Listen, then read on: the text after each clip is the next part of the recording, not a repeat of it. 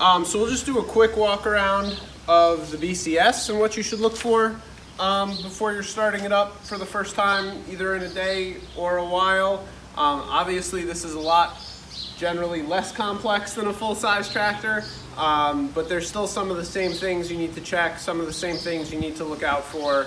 And this has obviously seen some better days, so we will actually get to see some things that I should have addressed like weeks, if not months, if not years ago, so that's fun. So the first most obvious thing again is the tires, and look at this. This tire has a slow leak and needs a new tube, and no one has sent me the part that I've asked for, so I've just been filling it up every time I take it off. But it's been really important to check this before you wheel it out to the field and realize that you can't do any work because the rim is just spinning around. So always check your tire pressure.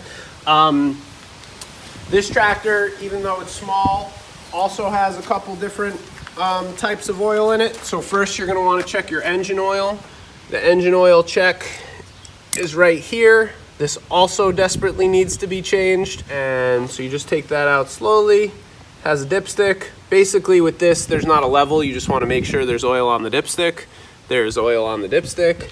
Not all of them even have a dipstick. Sometimes you just need to look and make sure you see oil, and if you don't, add some oil. And again, check your manual to figure out which type of oil you should be putting in, which there's a helpful sticker right there.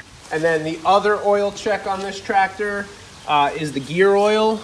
So again, gear oil, engine oil keeps the engine running, keeps the engine cooled. Gear oil keeps everything else running and lubricated, and that check is right over here. And pretty much same thing, you want to take out the dipstick. That has a line.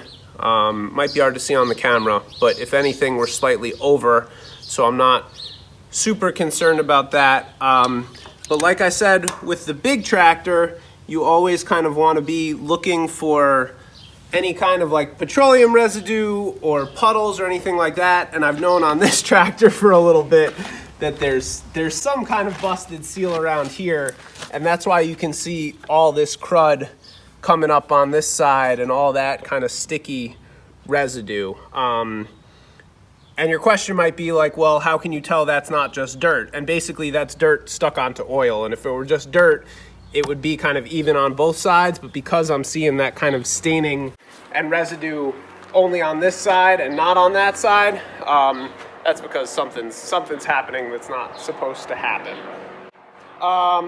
Yeah, and again, you know, you can check the gas before you get out, but like I said, because there's some gas in there, just takes regular unleaded. But because this is a gas engine, if you run out of gas, it's not really a big deal, other than the fact that you need to trudge back to your tool shed, get a gas can, trudge back out to your BCS. But as soon as you put the gas back in, you should be able to crank it right up. That would be kind of your checklist before you start the BCS. Obviously, you want to make sure your implement is firmly attached and that everything is tight. There's really no reason that it shouldn't be if you left it that way last time you used it. And yeah, there's obviously some other things that need to be addressed on this machine. You know, if there's a wire that is clearly not attached to something, you should start asking yourself why and what that wire does. This wire makes it so you can flip the handles back and forth. Again, I've ordered a replacement and have not heard from the vendor, so we'll get that someday. Both the tractors and the BCS, your owner's manual will tell you how often you should be changing lubricants, how often you should be changing the oil. In contrast to the way it might work with a car, there's not going to be an odometer on a tractor or a BCS. Everything in terms of usage and life, everything is measured in hours.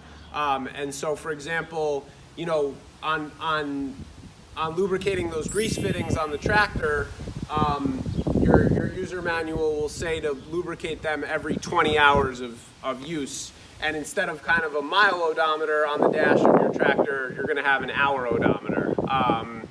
And so that's just kind of an interesting difference to note, but kind of same principle. And you know, farmers will change things. Some will change them by the hour. Some will just make sure they have kind of either seasonal or interseasonal maintenance schedules.